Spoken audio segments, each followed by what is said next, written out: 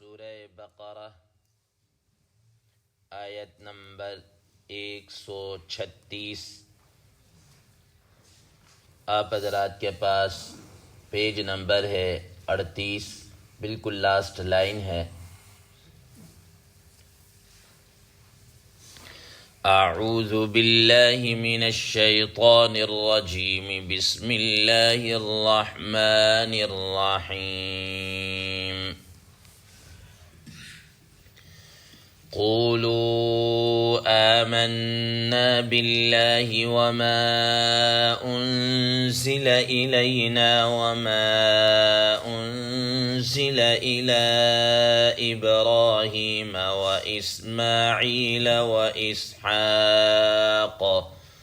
وإسحاق ويعقوب والأسباط وما أوتي موسى وعيسى وما أوتي النبيون من ربهم لا نفرق بين أحد منهم ونحن له مسلمون۔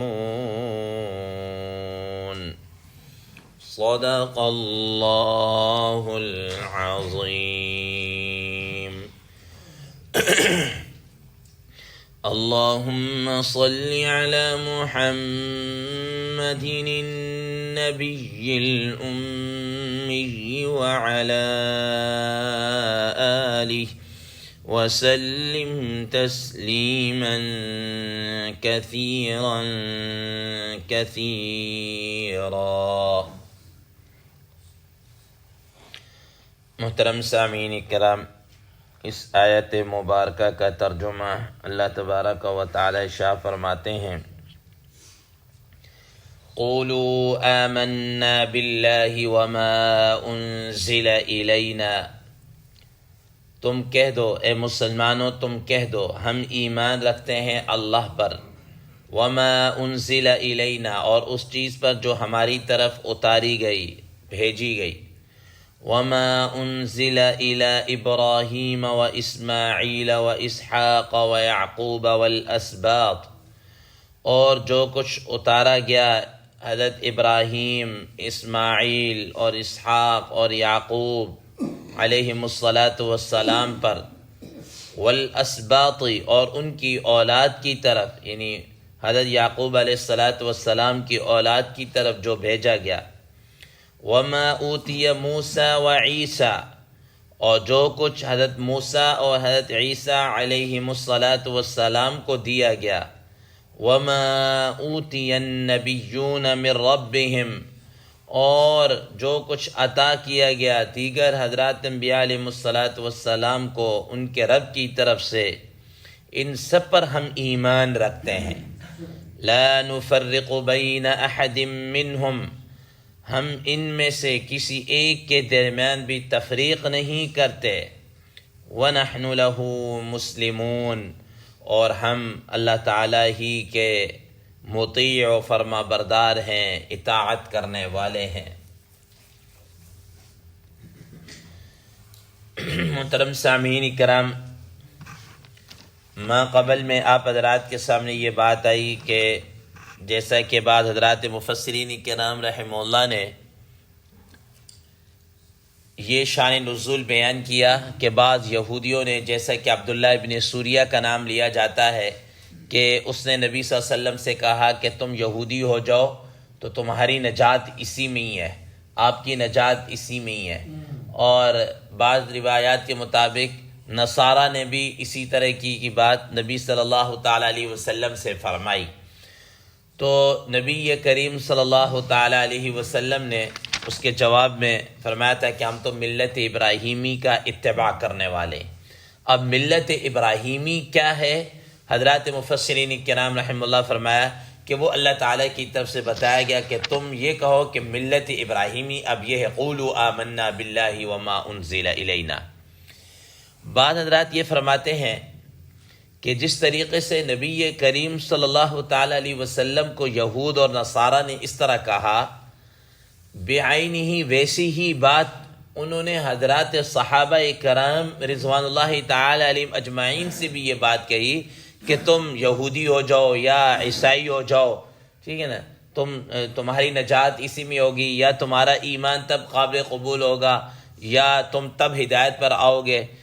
تو بعض حضرات فرماتے ہیں کہ اس کے جواب میں اللہ تبارک و تعالی نے یہ بات ارشاد فرمائی، قولوا آمنا باللہ وما انزل الینا، کہ تم تو صرف یہودی ہونے کی یا عیسائی ہونے کی، گویا کہ تورات یا انجیل پر ایمان لانے کی، یا صرف حضرت موسیٰ اور حضرت عیسیٰ علیہ السلام پر ایمان لانے کی بات کر رہے ہو۔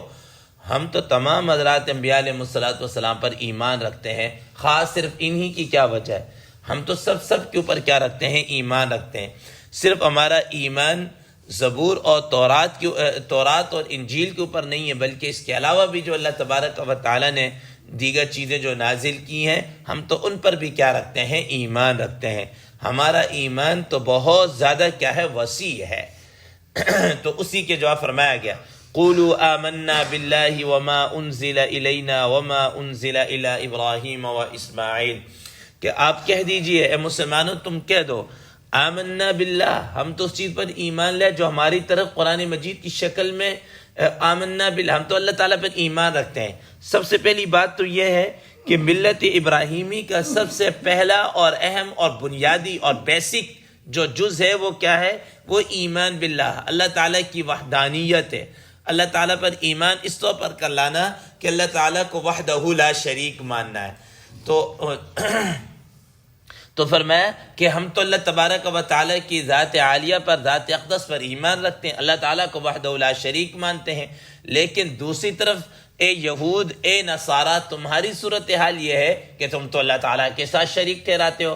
تم نے تو، یہود نے کہا عزیر ابن اللہ، نصارہ نے کہا مسیح ابن اللہ، تم تو اللہ تعالیٰ کے ساتھ شریک ٹھہراتے ہو۔ اور مشرکین مکہ، تم جناب اللہ تعالیٰ کے ساتھ فرشتوں کو بیٹھ بناتے ہو، ٹھیک ہے؟ تو اللہ تعالیٰ ان ساری چیزوں سے پاک ہے۔ دوسرے نمبر پر یہ ہے، تم تو اس طرح شرک کے بھی ارتکاب کر رہے ہو کہ دیکھیں اللہ تبارک و تعالیٰ کی طرف سے احکامات ملے، خاص طور پر حلال اور حرام کے احکامات آئے۔ اب یہ کسی چیز کو حلال قرار دے دینا یا حرام قرار دے دینا، اس کا اگر اس کی اتھارٹی کسی کے پاس ہے تو وہ صرف اور صرف اللہ تبارک و تعالیٰ کے پاس ہے بس، اور کسی کے پاس نہیں ہے، اس کی اتھارٹی کسی کے پاس نہیں، حتیٰ کہ نبی علیہ السلام کے پاس بھی اس کی اتھارٹی نہیں ہے۔ یہاں اگر نبی صلی اللہ علیہ وسلم کسی چیز کو حرام یا حلال کا بتاتے ہیں تو وہ من جانب اللہ تعالیٰ کی طرف سے ان کو بتایا جاتا ہے کہ یہ حلال ہے، یہ حرام ہے، اور نبی صلی اللہ تعالیٰ علیہ وسلم اس کو آگے ایکسپلین کر دیتے ہیں، وضاحت کر دیتے ہیں، بتا دیتے ہیں کہ اللہ تبارک و تعالیٰ کی طرف سے یہ چیزیں حلال ہے اور یہ چیزیں حرام ہے۔ کیونکہ قرآن مجید میں اللہ تبارک و تعالیٰ نے 28واں پارہ سورہ تحریم کی بالکل ابتدائی آیات کے اندر کیا فرما دیا؟ یا ایہا النبی لما تحرم ما احل اللہ لک، اے پیغمبر علیہ السلام، جس چیز کو اللہ تبارک و تعالیٰ نے حلال قرار دے دیا آپ کے لیے، اس کو آپ کیوں حرام قرار دے رہے ہیں؟ تو گویا یہ حلال اور حرام کی جو اتھارٹی ہے یہ صرف اور صرف اللہ تعالیٰ کے پاس ہے، اللہ تعالیٰ کے علاوہ کسی اور کے پاس اس کی اتھارٹی نہیں۔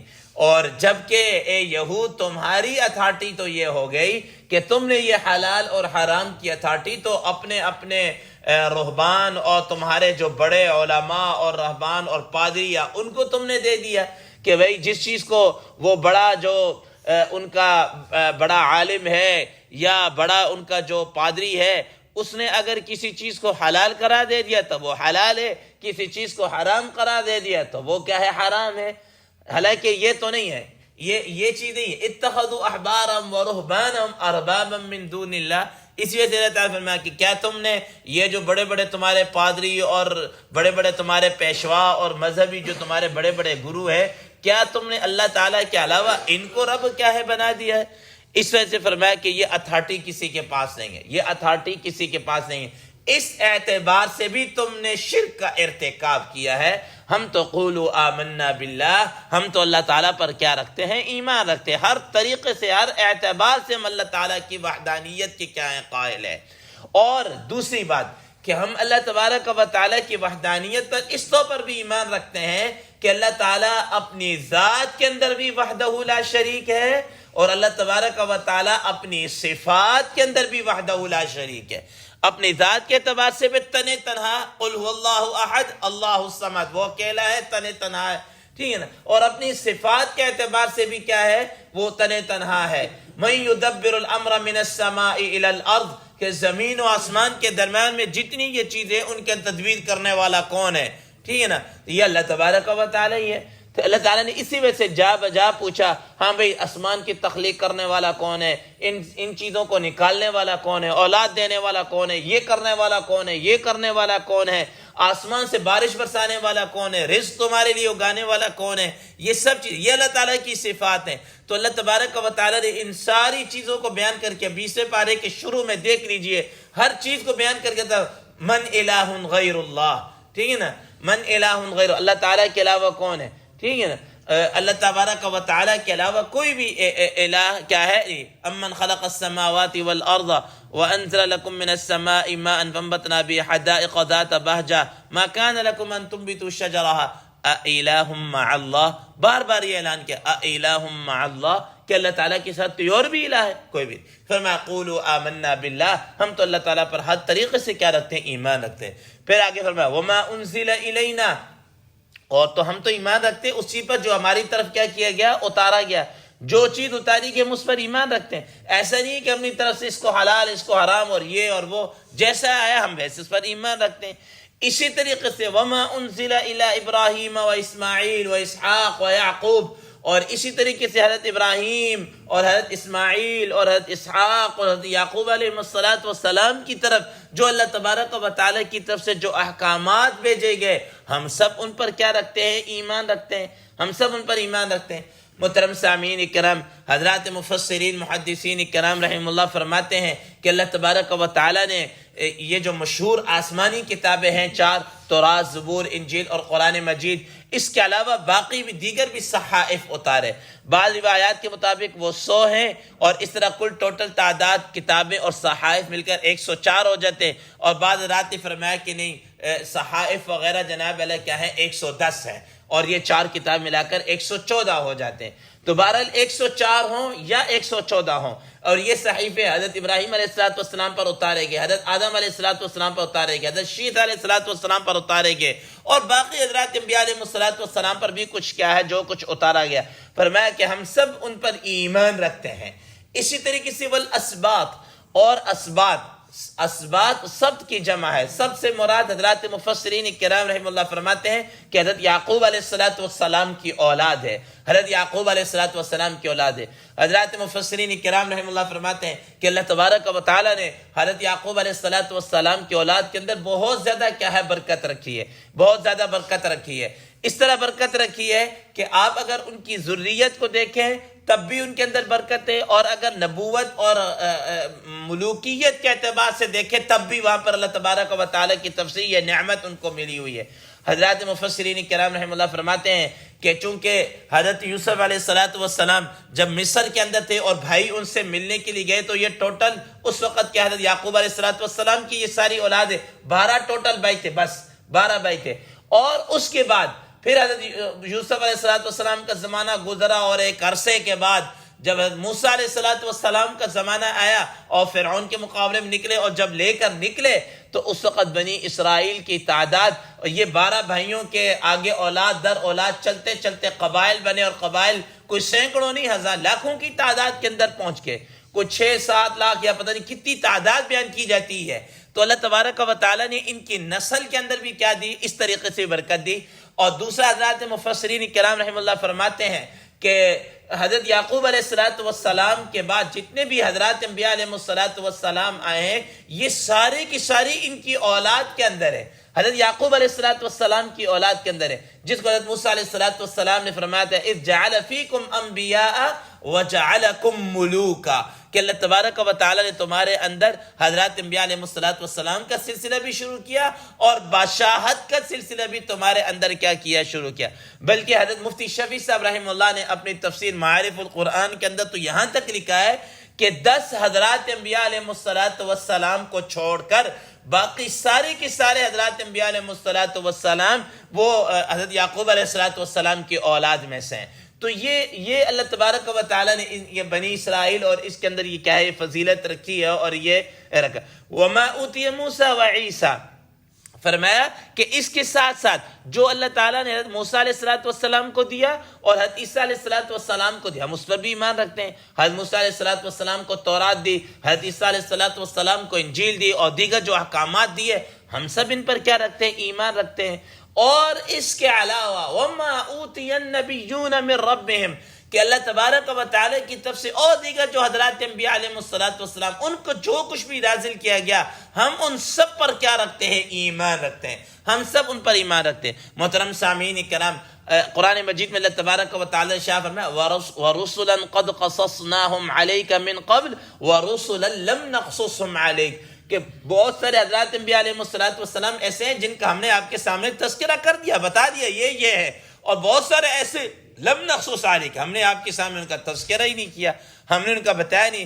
دیکھیں ہمارا ایمان ہے اور ہم سنتے ہوئے آ رہے کہ حضرات علماء کرام، حضرات مفسرین محدثین کرام رحمہ اللہ فرماتے ہیں کہ کم و بیش اللہ تبارک و تعالیٰ نے 1,24,000 حضرات انبیاء علیہ السلام کو بھیجا۔ اب اگر آپ قرآن مجید اٹھا کر دیکھ لیے تو تقریباً کوئی 33-35 حضرات انبیاء علیہ السلام کا تذکرہ آتا ہے، باقی اس کے علاوہ نہیں ہے۔ اور اگر تاریخ اور ان سب کو ملا کر دیکھ لیا جائے، کتب احادیث اور تاریخ کے اندر ملا کر دیکھ لیا جائے، کوئی 313 یا کوئی اس طرح کے حضرات انبیاء علیہ السلام کے اسماء گرامی سامنے آتے ہیں بس۔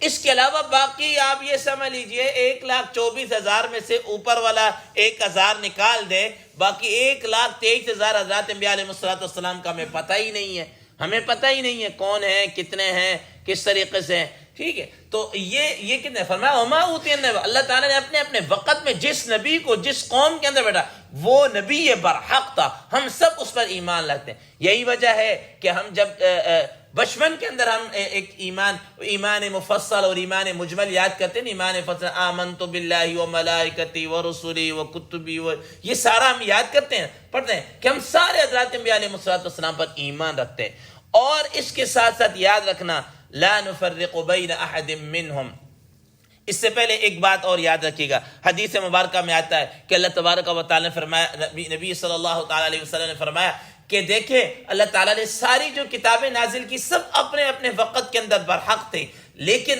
اب وَلْيَسَعَكُمْ الْقُرْآنِ، اب تمہیں قرآن کیا ہے؟ کافی ہے۔ کیوں کہ اس قرآن مجید نے آ کر سارے احکامات کو منسوخ کیا، بلکہ ان سب کی جو اصل اوریجنل چیزیں تھیں وہ ساری کی ساری اللہ تعالیٰ نے اپنی کتاب قرآن مجید کے اوپر بیان کر دی۔ لہذا ہمارا ایمان جو ہے نا وہ مجملاً ایمان لانا کہ وہ اللہ کی کتاب برحق تھی، اللہ کا کلام تھا، آیا اتارا، ہم اس پر ایمان رکھتے ہیں، لیکن ہمیں اس قرآن مجید پر بالتفصیل یعنی ڈیٹیل کے ساتھ ہمیں اس پر کیا رکھنا ہوگا؟ ایمان رکھنا ہوگا۔ فرمایا لا نفرق بین احد منہم، ہم ان حضرات انبیاء علیہ السلام کے درمیان کسی میں بھی کوئی فرق نہیں کرتے، کسی میں کوئی فرق نہیں کرتے۔ محترم سامعین کرام، فرق کس طرح؟ جیسا کہ یہود اور نصارہ نے کیا، یہود نے کیا کہا کہ ہم تو حدیث علیہ السلام کو مانتے نہیں، رسول اللہ صلی اللہ علیہ وسلم کو مانتے نہیں، ہم تو حضرت موسیٰ علیہ السلام پر ایمان رکھیں گے۔ عیسائیوں نے کیا کہا کہ ہم تو جناب حضرت موسیٰ علیہ السلام ایمان نہیں رکھتے، نہ ہی رسول اللہ صلی اللہ علیہ وسلم کو مانتے۔ اور دوسری طرف دیکھیں ہم نے تو کوئی فرق، ہم نے کہا موسیٰ علیہ السلام کو بھی مانتے وہ اللہ کے نبی برحق، حدیث علیہ السلام کو مانتے اللہ کے نبی برحق، اور دیگر حضرات انبیاء علیہ السلام کو مانتے وہ نبی برحق، اور نبی کریم صلی اللہ تعالیٰ علیہ وسلم کو بھی مانتے ہیں کہ آپ اللہ کے آخری نبی خاتم الانبیاء صلی اللہ تعالیٰ علیہ وسلم، تو سب پر ایمان رکھتے ہیں۔